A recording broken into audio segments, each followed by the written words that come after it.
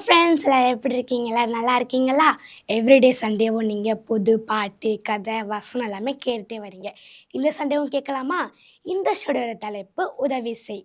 ஒரு பெரிய காட்டுல ஒரு யானைக்குட்டி இருந்துதான். அந்த யானைக்குட்டி தன்னோட அம்மா, அப்பா, தங்கச்சி, அக்காவோட சந்தோஷமா வாழ்ந்துட்டு இருந்துச்சாம். அந்த குட்டி யானை ரொம்ப சேட்டை செய்யுமா. அது எங்கே போனாலும் எப்போ பார்த்தாலும் ஓடிக்கிட்டே இருக்குமா. ஒரு நாள் அது குடும்பத்தோட அது காட்டுக்கிட்ட இருக்கிற குளத்துக்கு போச்சாம். குளத்துல போய் எல்லாருமே சந்தோஷமா குளிச்சு விளையாண்டுட்டு இருந்தாங்களாம்.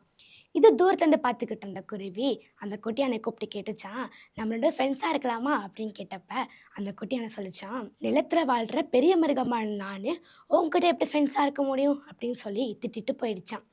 பாவம் குருவி ரொம்ப சோகமாக இருந்து யானைக்குட்டியில் ஆடுறத ரசித்து இருந்துட்டான்.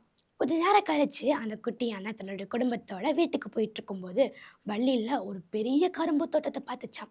பார்த்தோன்னே அம்மா அப்பாவுக்கு தெரியாமல் நம்ம அதில் போயிருந்தோம்னு சொல்லி அம்மா அப்பாவுக்கு தெரியாமல் கரும்பு தோட்டத்துக்குள்ளே போயிடுச்சான்.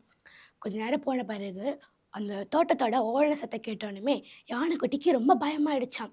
பயத்தில் எங்கே போனோன்னு தெரியாமல் அழுதுகிட்டே இருந்துச்சான். அழுதுகிட்டே வழி மாறி தவறி போயிடுச்சான். அப்போ குருவி வந்து சொல்லிச்சான், பயப்படாத, நான் கண்டிப்பாக உன்னை பத்திரமா உங்கள் வீட்டில் சேர்த்துருவேன் அப்படின்னு சொல்லிச்சான். குருவி யானைக்குட்டியை அவங்க வீட்டுக்கு கொண்டு போய் விட்டுச்சான். யானைக்குட்டி அவங்களோட அம்மா அப்பா பார்த்து நீ ரொம்ப சந்தோஷமாக இருந்ததா. அப்போ யானைக்குட்டி குருவி கிட்ட சொல்லிச்சான், நான் உன்னை திட்டுட்டேன், ஆனாலும் நீ எனக்கு உதவி செஞ்சுருக்க அப்படின்னு சொல்லி அது மன்னிப்பு கேட்டுச்சான். என்ன ஃப்ரெண்ட்ஸ், உங்கள் ஃப்ரெண்ட்ஸ் கூட உங்கள் ரிலேட்டிவ்ஸ் கூட அன்பாக பாசமாக இல்லாமல் என் பேக் எவ்வளோ ரேட்டு அதிகமாக இருக்குது, என் பென் பாரு எவ்வளோ காஸ்ட்லியாக இருக்குது, என் ட்ரெஸ்ஸு பாரு எவ்வளோ கலர்ஃபுல்லாக இருக்குதுன்னு சொல்லி பெருமை பேசக்கூடாது. இது ஏசப்பாவுக்கு சுத்தமாக பிடிக்காது. மற்றவங்கள அருவருப்பாக பார்க்கறது தான் ஏசப்பாவுக்கு பிடிக்காது. இனிமேல் ஏசப்பா நம்மளுக்கு தந்த ஆசீர்வாதத்தை மற்றவங்களுக்கும் உதவி செய்வோமா? இந்த கதைக்கிற வசனம் கேட்கலாமா? நன்மை செய்யும்படி உனக்கு திராணி இருக்கும்போது அதை செய்யத்தக்கவர்களுக்கு செய்யாமல் இராதே. நீதிமொழிகள் 3:27. இந்த கதைக்கு ஒரு பாட்டு கேட்கலாமா? நன்மை செய்ய திராணி இருந்தால் சோர்ந்திடாமல் செய்ய வேண்டுமே. நன்மை செய்ய திராணி இருந்தால் சோர்ந்திடாமல் செய்ய வேண்டுமே. நன்மை செய்தால் மேன்மை வருமே.